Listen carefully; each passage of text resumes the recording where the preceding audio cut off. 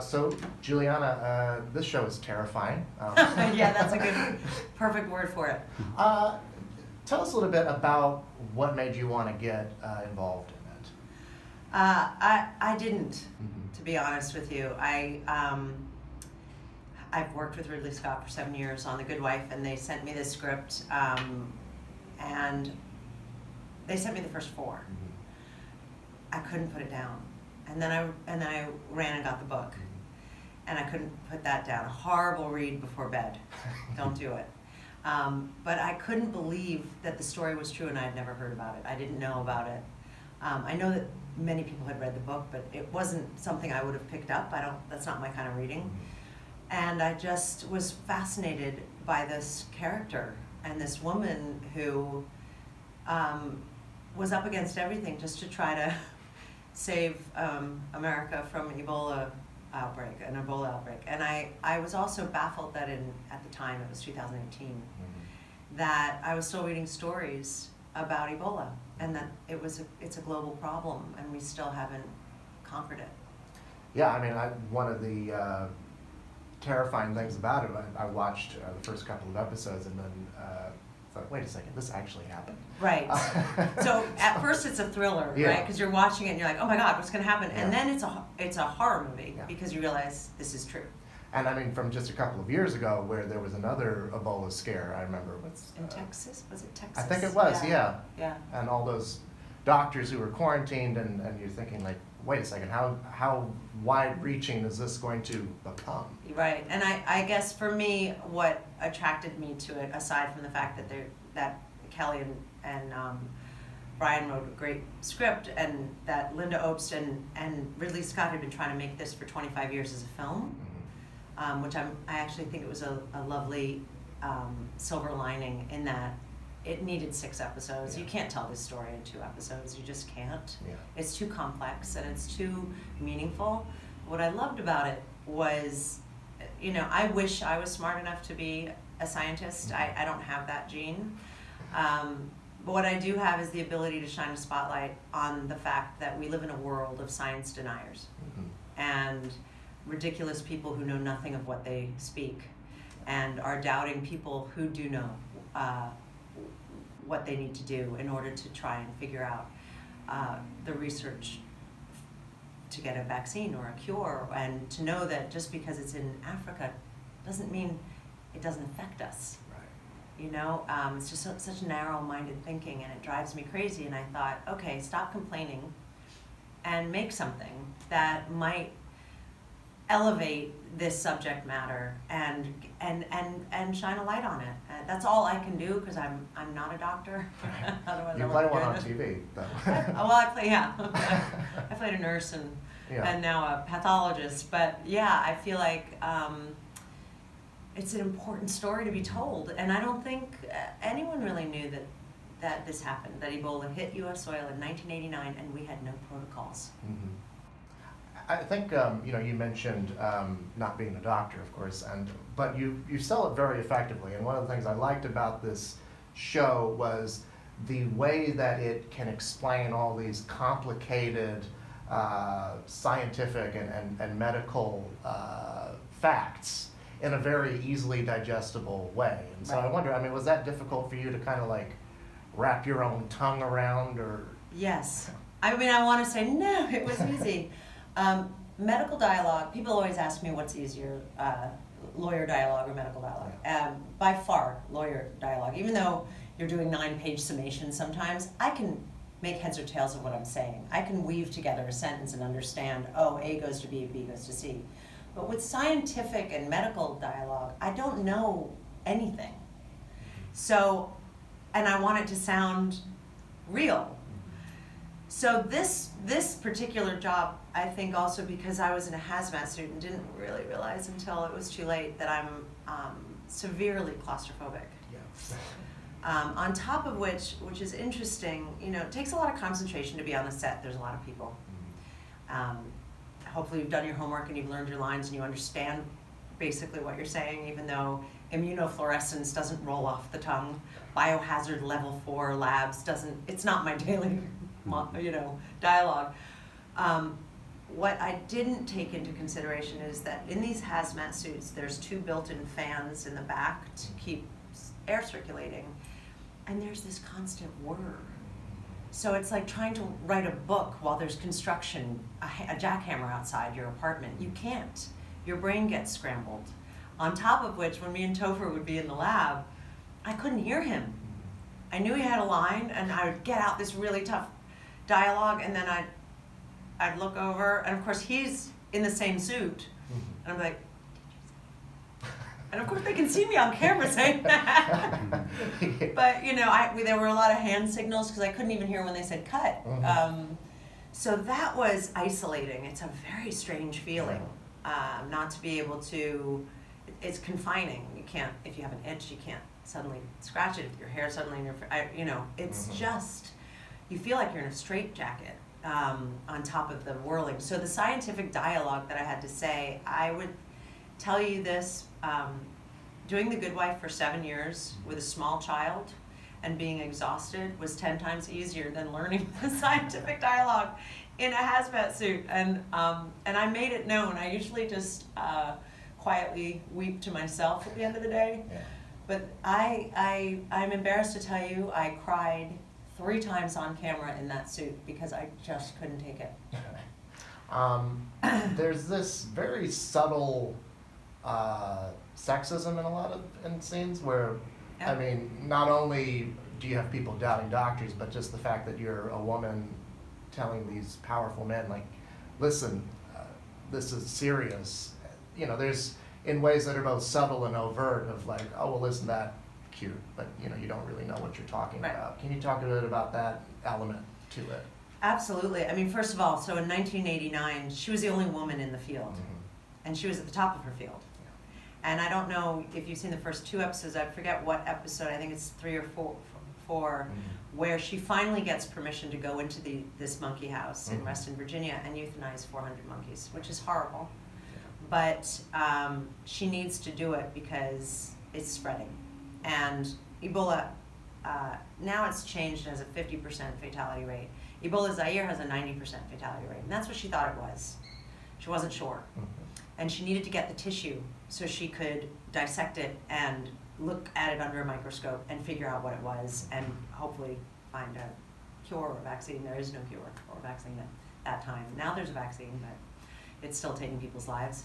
Yeah. And so she prepared her whole life. This is a woman who held anthrax in her hands. She held AIDS. This is her, it's like being a fireman, training your whole life, but never being allowed to put out the fire, right? You're sitting in the firehouse the whole time eating waffles. You don't get to go in.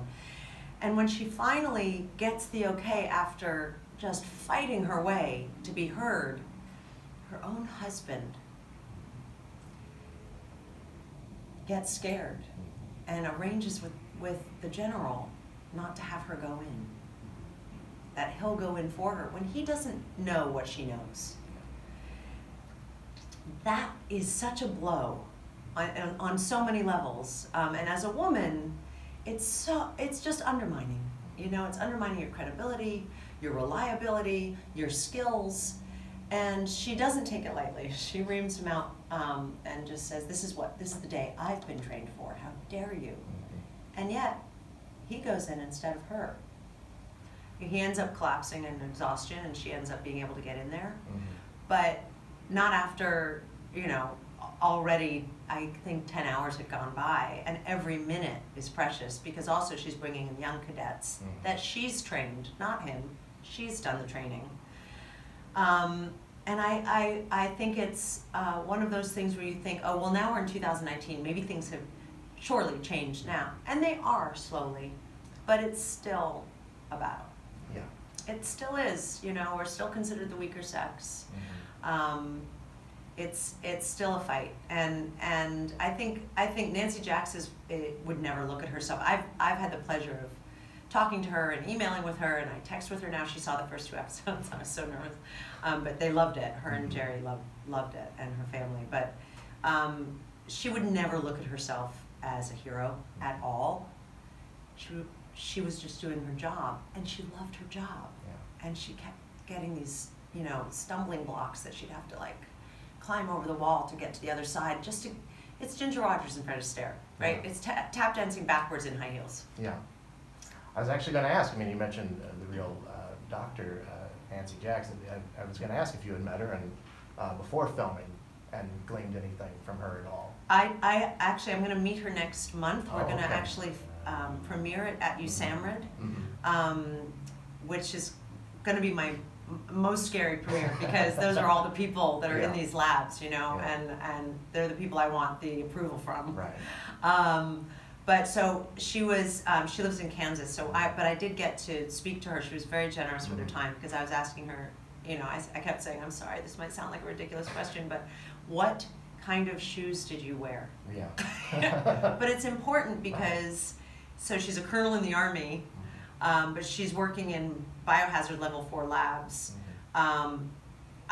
What she wears in uniform, and it was great. She was like, don't wear the stockings and the skirt. I would never do that. The labs are cold. You know, I wear your combat boots, do your, you know, all the little actory things that I needed just to sort of try and form this character. But the most important question I felt was, did you ever think when you were walking in to the lab that you were putting your life at risk?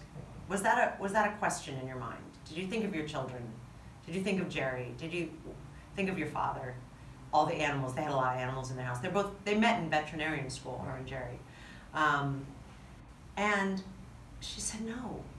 I thought of it, you know, occasionally when I'd get a tear in my suit and I'd be in the decontamination chamber and I'd think, do I have anthrax? Do I have AIDS? Do I have Ebola?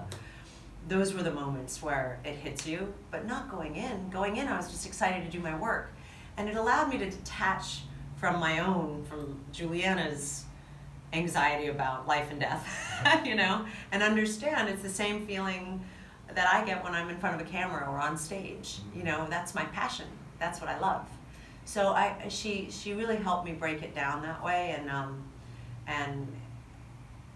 also I wanted her blessing she had read the 4 episodes that I was given when we started. The other 2 came later, but we needed her okay, and she gave it. And I said, what did you think of the book when it came out? Were you happy? Were you angry? I don't want to do something that's going to make you angry. And she said, no, I thought the book was great. It was exactly right. So once I got her blessing, and then I felt free to, you know, make my own interpretation of who she was. Right. All those little details are so important, I think, because you think about, like, you know, you mentioned not wearing a dress in the lab, and I mean, it's one of those things where, like, one little bad decision from the costume department can really make a character feel inauthentic. Right, and also, so I asked her about her childhood. She was a horseback rider, and loves animals, and you know that's her life. And her kids love animals. Her husband, obviously. I was a horseback rider, and I know how I used to walk when I'd get off a horse. You know, and my mother was a dancer, so my mother would always say, "You cannot walk like that.